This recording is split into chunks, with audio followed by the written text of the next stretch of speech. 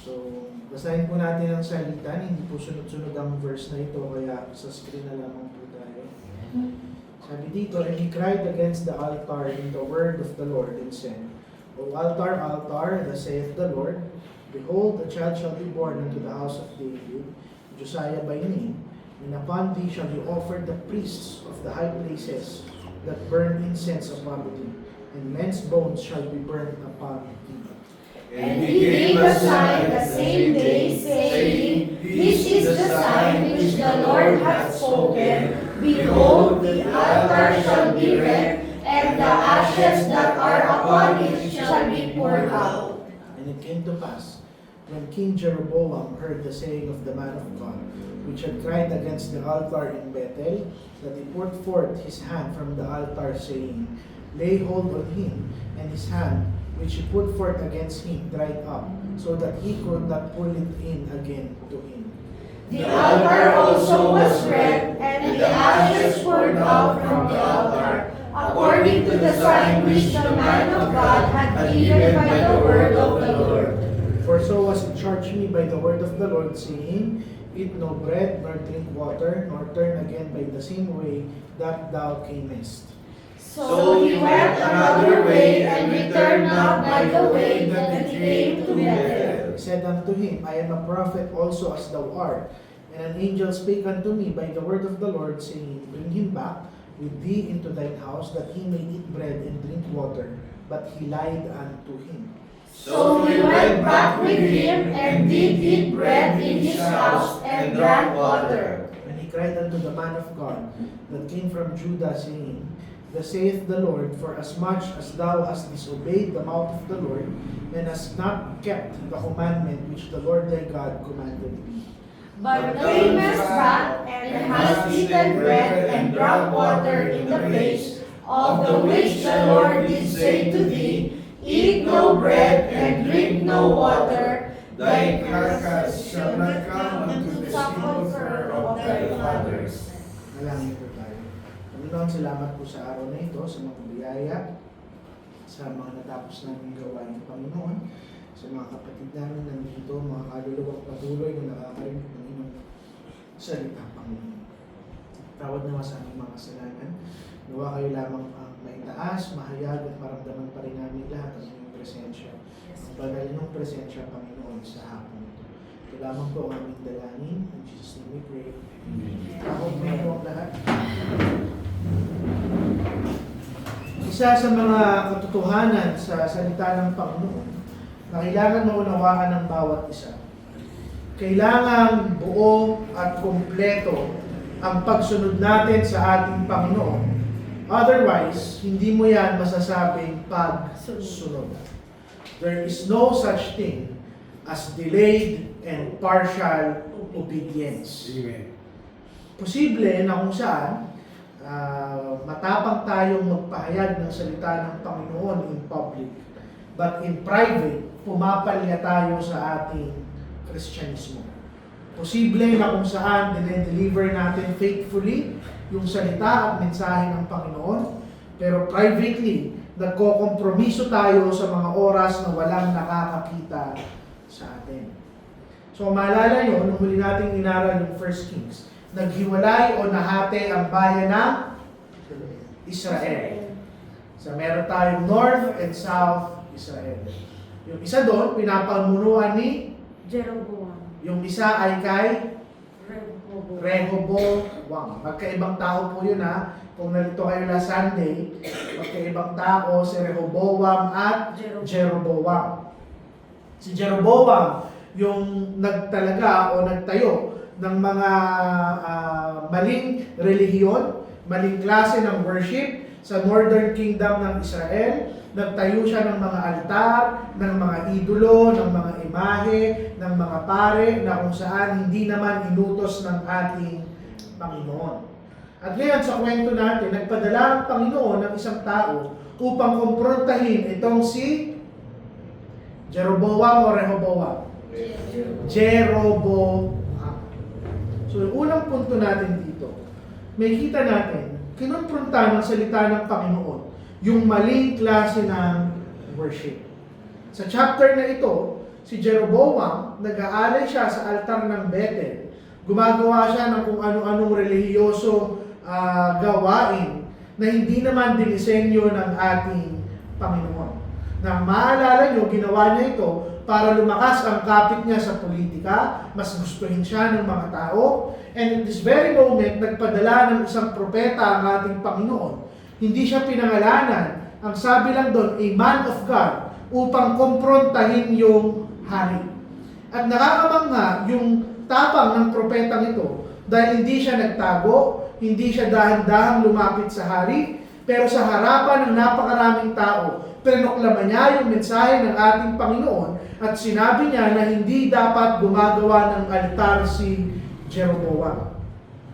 Ngayon, ang masakit sa kanyang mensahe, ang sabi niya na kung hindi ititigil ng hari yung paggawa ng mga altar at pagsamba sa mga Diyos-Diyosan, darating ang isang bagong hari na ang pangalan ay Josiah at balang araw ay sisirain niya ang altar. Pero bago niya gawin yun, iaalay niya, ang mga hayop? Hindi. Doon sa binasa natin, ang sabi ang gagawin ni Josiah, iaalay niya ang buhay at buto ng mga pare na itinayo ni Jeroboam doon sa mismong altar na kanilang ginawa. At ano yung gusto kong makita ng bawat isa? In this moment, nire-remind tayo ng ating Panginoon na hindi tayo dapat manahimik at the first instance na nagkakaroon ng maling klase ng pagsamba ang kanyang mga tao. The moment na magkaroon ng compromise, the moment na itayo ang kung anumang church, ang anumang sistema, na nakaugat at nakaangkla sa kompromiso at hindi katotohanan ng salita ng Panginoon, kailangan matutunan ng bawat isang Kristiyano na magsalita. Kailangan nating magsalita. Kailangan nating magtama. Hindi tayo mananahimik. Dahil yung man of God dito, yung propeta na ito, hindi niya sinasabi yung sarili niyang opinyon. Ibinibigay niya ang mensahe ng ating Panginoon. At kung bakit hindi tayo matatakot magsalita, dahil ang authority hindi naman nanggagaling sa atin. Nanggagaling ito sa ating Panginoon. Now, ano yung punto? Marami ang magsasabi, the moment na ikaw ay magsalita, sisirain mo ang unity ng iglesia. Pero hindi yun totoo. Faithful servants of God speak the hard truths.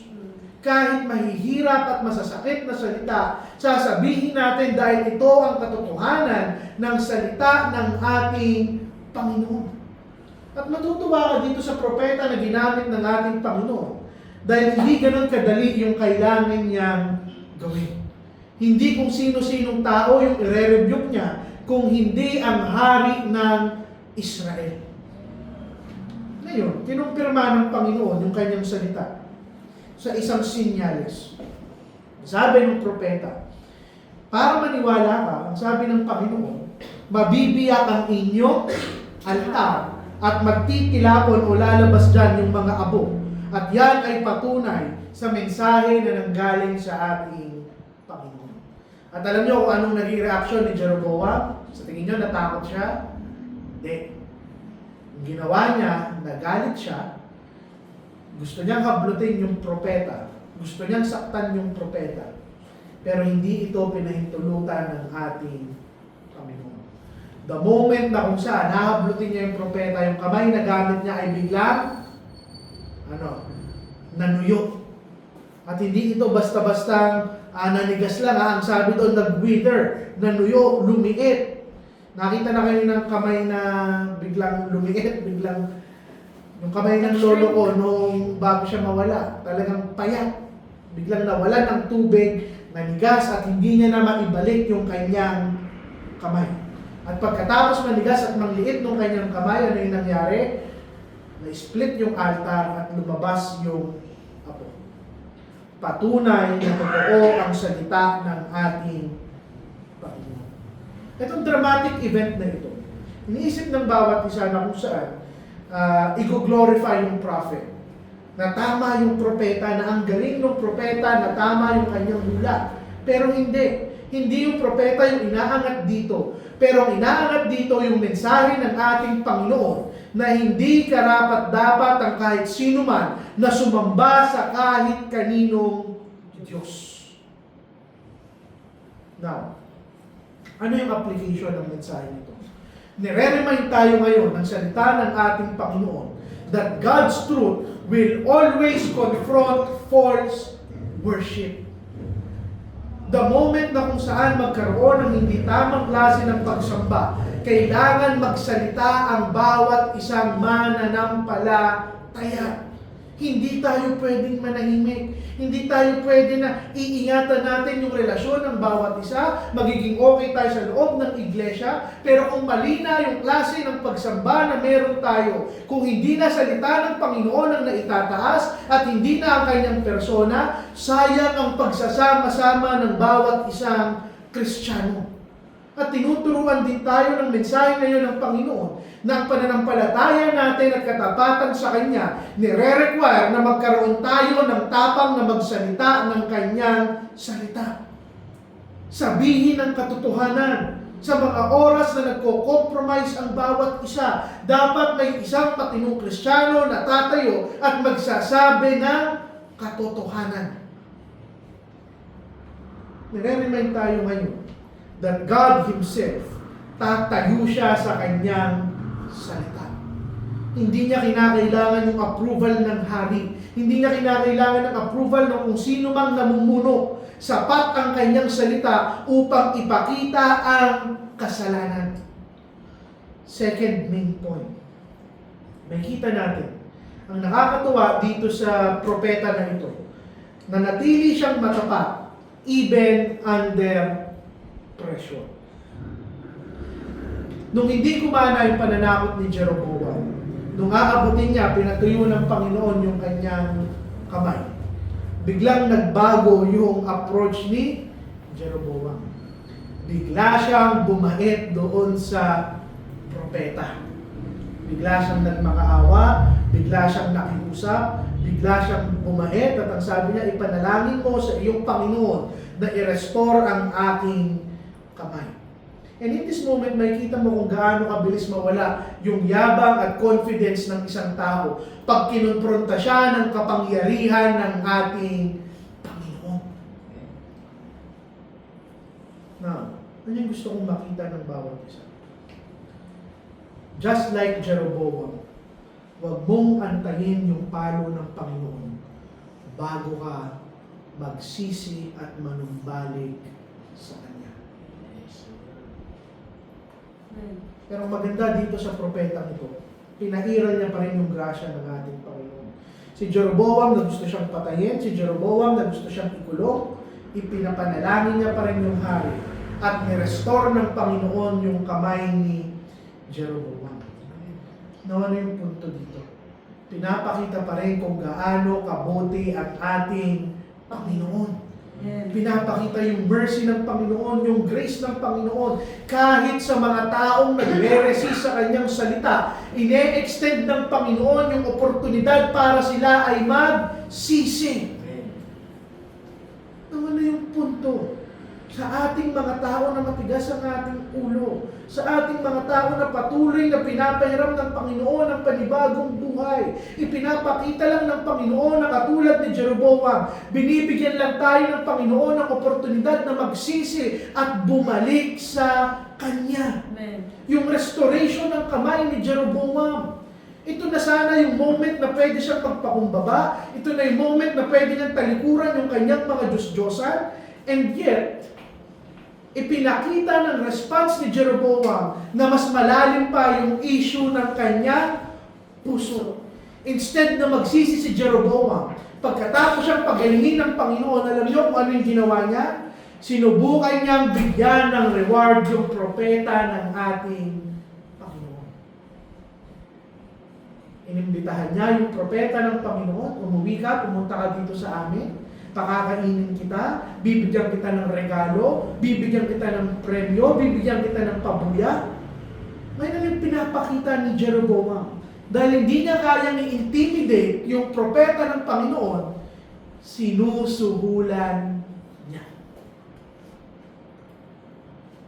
Pero, ang ginawa ng propeta ng Panginoon, hindi siya pumayag dahil may utos sa kanya ang ating Panginoon. Simple lang yung bilin ng Panginoon dito sa propeta. Hindi siya kakain ng kahit anong tinapay, hindi siya iinom miski tubig man lang, at pagkatapos niyang ibigay yung mensahe dito sa hari, uuwi siya at iiwanan niya yung hari. Ang mission niya lang ay i-deliver ang salita ng ating Panginoon. Ano yung gusto kong makita ng bawat isa? This is still the same mission na binibigay sa iyo ng ating Panginoon. To speak the word of God. Hindi tayo magpapatakot. Hindi tayo matatakot sa kahit kanino at hindi tayo papayag na masuhulan tayo ng kahit anong klase ng papuri, kahit anong klase ng regalo. Sasabihin natin ang salita ng ating Panginoon. Masaktan ang dapat masaktan. Matuwa ang dapat matuwa. Pero sasabihin natin ang katotohanan ng kanyang salita. At makikita mo dito na malinaw yung pagkaunawa ng propeta. Hindi siya nakipag-negotiate. Hindi niya sinabi na, sige, hindi na ako pupunta, take out mo na lang ako ng pagkain. Hindi. Ang response na hindi pwede. Ito ang utos ng aking Panginoon sa akin. Hindi ako tatanggap ng kahit ano. Ang loyalty ko ay nasa sa salita ng aking Panginoon. At ito yung kailangan matutunan ng bawat isang mananampalataya. Your loyalty is to God's Word. Not to this church, not to our ministries, not to your pastor. Your loyalty is to His Word. Hindi natin kailangan ng approval o generosity ng kahit sinong tao. Magiging matapat tayo sa Kanyang salita. At ito ang tunay na katapatan. Ito ang faithfulness. Ang manatiling masunurin sa salita ng Panginoon despite ng opposition, despite ng temptation, despite sa kompromiso ng mundo, hindi tayo hihiwalay sa kanyang salita. Under every form of pressure, intimidation, kahit recognition pa yan at reward, hindi tayo lalayo sa salita ng ating Panginoon. At ano pa yung gusto kong makita ng bawat isa? Kung tunay kang matapat sa salita ng Panginoon, buo mo yang susundin. Hindi ka mamimili. Hindi ka magiging selective. Kung ano yung gusto mong sundin at kung ano lang yung gusto mong pakinggan, hindi. Yung propeta ng Panginoon dito nung sinabi, bawal kang kumain, bawal kang uminom, bawal mo silang i-entertain. Lahat yon ginawa ng propeta. Ano yung makikita natin dito? Yung kahalagahan ng integridad sa ministeryo ng bawat isang Kristiyano. Pangatlo, makikita natin dito na hindi natapos doon sa hari. Ay, wala. Makikita natin dito na kung saan hindi natapos sa hari yung kwento rito. No? Pagkatapos umalis ng propeta sa hari, dito siya naloko ng isa pang matandang propeta. Pagkaalis niya doon sa hari, nakakita siya ng isang matandang propeta at inimbitahan siya ng matandang propetang ito na manatili sa kanyang tahanan at kumain ng tinapay kasama siya. Yung propeta, yung man of God dito, nag-respond siya ng tama. Katulad ng sinabi niya sa hari. Sabi niya, inutusan ako ng Panginoon, bawal akong kumain ng tinapay, bawal akong uminom ng tubig, kailangan ko kaagad umalis at umuwi. Pero, itong matandang propeta, claim niya, ang sabi niya, ako rin ay isang propeta. At sinabihan ako ng anghel ng Panginoon na pwede kang kumain at uminom kasama ko. Pero ang sabi ng verse na ating binasa, saan ba to? Verse 18. But he lied to him. Nagsisinungaling yung matandang propeta. Now, makikita natin dito kung sa paano kumilos ang kalaban. Kung sa paano niloloko ng kalaban ng bawat isang mananampalataya. Tinanggihan ng propeta yung hari, pero pinersuade siya ng isang tao na nagpapanggap na espiritual at katiwala. Now, ano yung punto? The danger here is simple. Yung propeta ng Panginoon, hinayaan niya yung ibang boses na magdikta sa kanya kesa ang salita ng ating Panginoon. Ano pa yung gusto kong makuha niyo? Hindi lahat ng mukhang espiritual, sila yung boses na dapat nating pakinggan. At anong nangyari? Ito yung masakit na nangyari. Sumuway siya sa kanyang Panginoon dahil nagpaloko siya doon sa propeta, sa matandang propeta. Now, ano yung gusto kong point na makuha ng bawat isa? Simple lang po. Kung alam nyo yung commandment ng Panginoon, kung malinaw sa iyo ang salita at utos ng Panginoon, walang boses sa mundong to na dapat magpabago ng desisyon mong sumunod sa ating Panginoon. I don't care who it is. Kaya makikita nyo, sabi natin, do not alter God's words.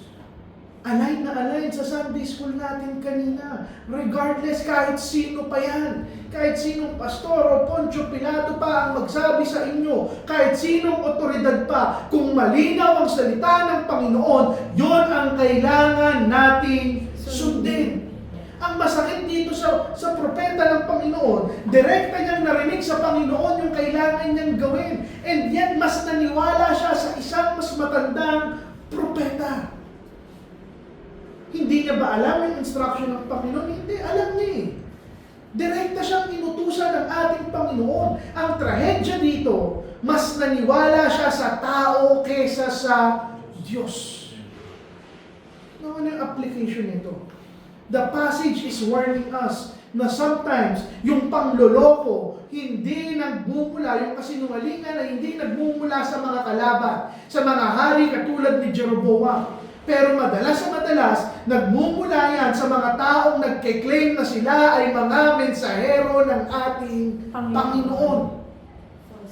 Kailangan nating maging maingat. Hindi lahat ng mensahe na masarap pakinggan, magandang pakinggan, tamang pakinggan, ay naka-align sa salita ng ating Panginoon. It teaches us, yung tinuro natin sa Sunday School, that God's Word will remain as our final authority.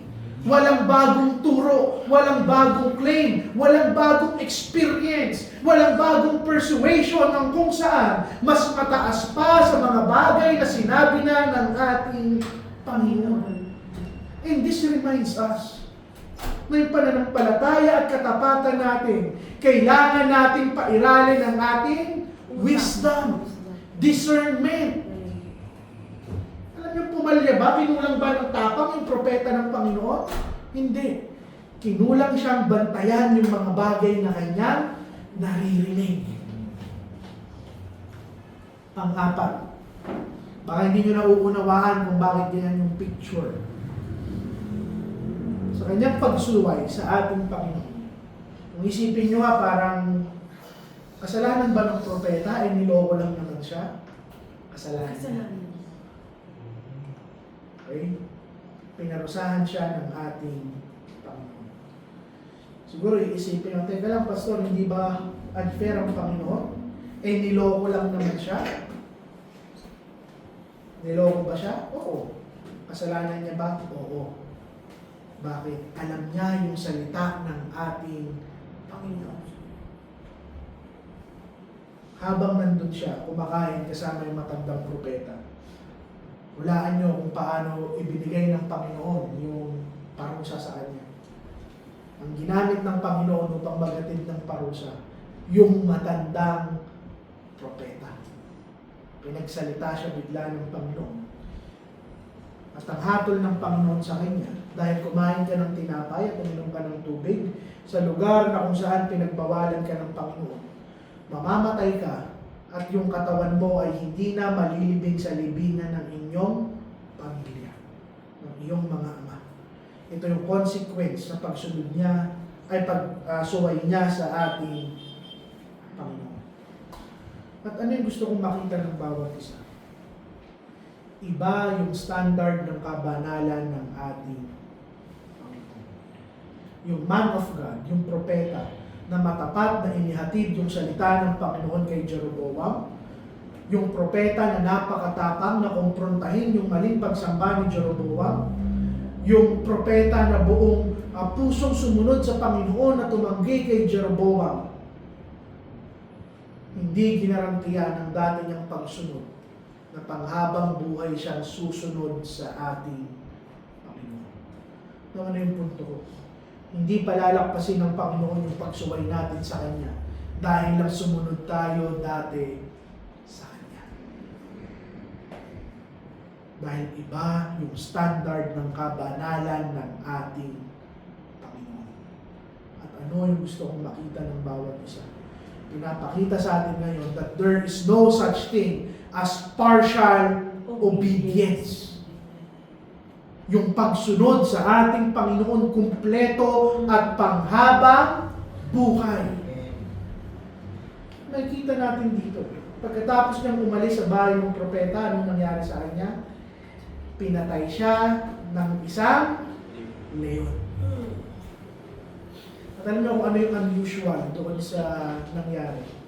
Ang leon kapag pumatay, para ano? Para kumain.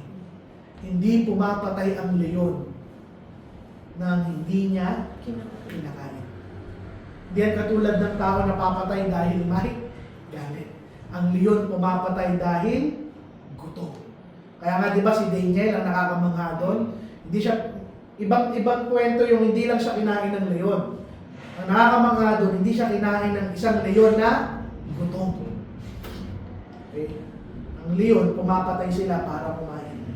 Pero hindi siya kinain ng leon. Pinatay siya ng leon, pero yung asno, yung donkey na sinasakyan niya, ni hindi man lang ginalaw ng leon. Now, ano yung gusto kong makita? Hindi ito basta-basta. Ito yung palo ng ating Panginoon doon sa propeta. At ano yung nangyari? Kinuha siya nung matandang propeta at yung matandang propeta ang naglibing sa kanya. At tinupad ng Panginoon yung palo niya na hindi siya ililibing sa libingan ng kanyang pamilya. Now, ano yung application? Simple lang. Hindi optional ang pagsunod sa ating Panginoon. Kung sasabihin mong Kristiyano ka, pastor ka, preacher ka, I don't care if you are the greatest messenger of God. I don't care kung ikaw yung pinakamatapang maghatid ng kanyang salita, pinakamagaling magturo, katulad ng propetang ito. Kung hindi ka susunod sa Panginoon, you fail as a Christian. Amen. Ang tapang niyang sabihin yung katotohanan ng salita ng Panginoon, pero nagkompromiso siya. Kapatid, to be a messenger of God is not just about teaching. It's not just about preaching. It's about obedience. Sa araw-araw ng buhay mo, lumakad ka ng may kabanalan dahil gusto mong sumunod sa isang banal na Diyos. And this is a warning sa atin. Tayong mga kalalakihan na nagre-representa sa ating Panginoon na may tapang magproklama ng kanyang salita. Kung may tapang tayo magproklama ng kanyang salita, mas magkaroon tayo ng tapang na mamuhay ng tama. Sumunod sa Kanya. Magpasakop sa authority ng ating Panginoon. Dahil isa lang yung napulot ko dito. Totoo ang palo ng Diyos. Amen. Wala siyang pinapalakpas na kasalanan. At yung disiplina ng ating Panginoon, ginagawa niya yan hindi para saktan tayo, pero para i-remind tayo na banal ang ating Diyos. Panglima at panghuling punto. This is now a warning for the future generations. Kung nakita nga nung old prophet, na ganito yung nangyari doon sa taong niloko niya. Unawa niya na Panginoon ang may gawa ng bagay na to. Iniyakan niya yung taong niloko niya. Siya ang naglibing at hindi na muli pang nalibing sa libingan ng kanyang pamilya itong propetang ito. Now, ano yung gusto kong makita ng bawat isa? Kahit namatay yung propeta, tinupad pa rin ng Panginoon yung palo niya kay Jeroboam. Magtatayo siya ng isang hari na ang pangalan ay Josiah. At ang unang bagay na iaalay ni Josiah doon sa altar na itatayo niya para sa Panginoon, yung buto ng mga pare na itinayo ni Jeroboam. Nawa na yung punto. Although, sumuway itong lalaking ito, yung kamatayan niya ay naging testimony sa lahat ng mananampalataya. Namatay man yung propeta, buhay ang kanyang mensahe. Galit ang Panginoon sa maling klase ng pagsamba. At ano ang nangyari kay Jeroboam? Despite ng lahat ng nangyari, despite ng restoration ng kanyang kamay, despite ng pagkamatay ng taong nag-warn sa kanya, hindi pa rin nagsisi si Jeroboam. And this tells us a lot of things. Yung mga taong walang Diyos sa kanilang puso, no matter how much they do not repent, tingnan nyo, hindi pa siya ginalaw ng Panginoon. Nakita nyo yung difference. Yung propeta na kung saan niloko at nagkamali, pinalo kaagad ng ating Panginoon. Dahil hindi pinapalo ng Panginoon ang hindi niya anak. Amen. This reveals the hardness ng puso ni Jeroboam. Binigyan siya ng pagkakataon ng Panginoon paulit-ulit na magsisi. At sa bawat isang nangyari sa kanyang kamay, sa pagtanggi ng propeta, hanggang sa pagkamatay ng propeta, may pagkakataon siyang magsisi. Pero hindi niya ginawa. At ano yung ipinapakita sa atin? The more and more you refuse yung correction ng Panginoon, mas pinapatigas mo ang sarili mong puso. Now, ano yung application ito? This passage reminds us that God's warnings are an act of mercy. Kung kinukumpronta ka ngayon ng Panginoon, kung pinapalo ka ngayon ng Panginoon, kung tinatapik ka ngayon ng Panginoon, hindi para kondinahin ka. Binibigyan ka niya ng pagkakataong magsisi at manumbalik sa Kanya. And if we ignore this warning, katulad ni Jeroboam, mas titigas lang ang ating puso. And finally, this section challenges us. Matuto tayong sumunod sa ating.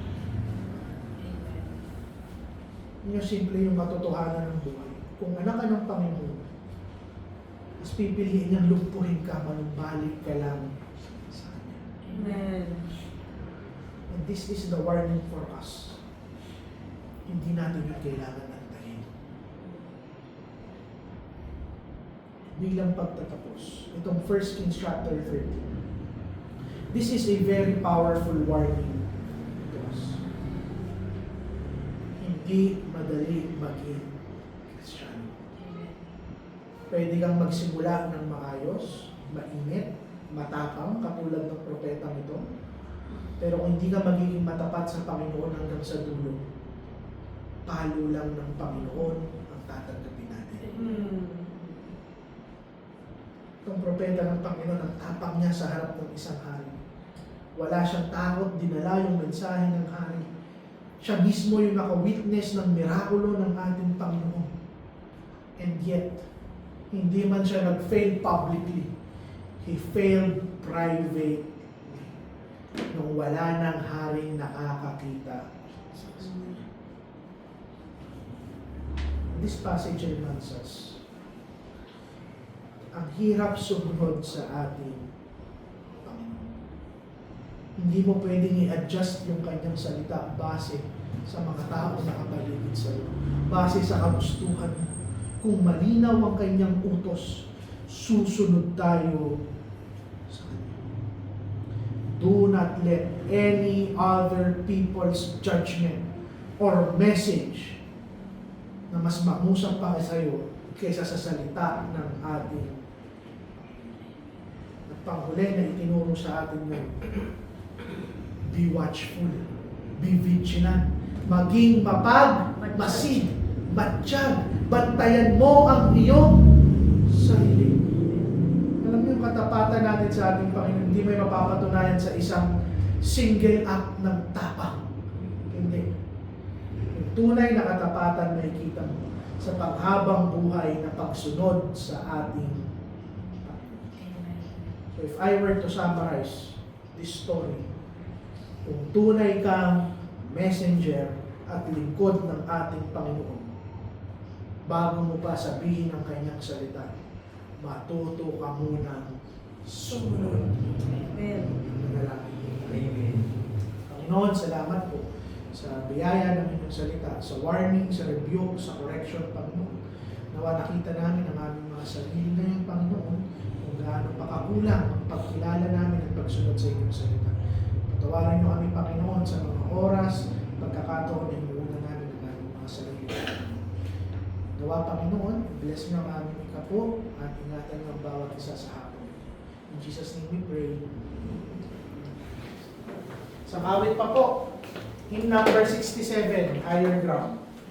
Amen.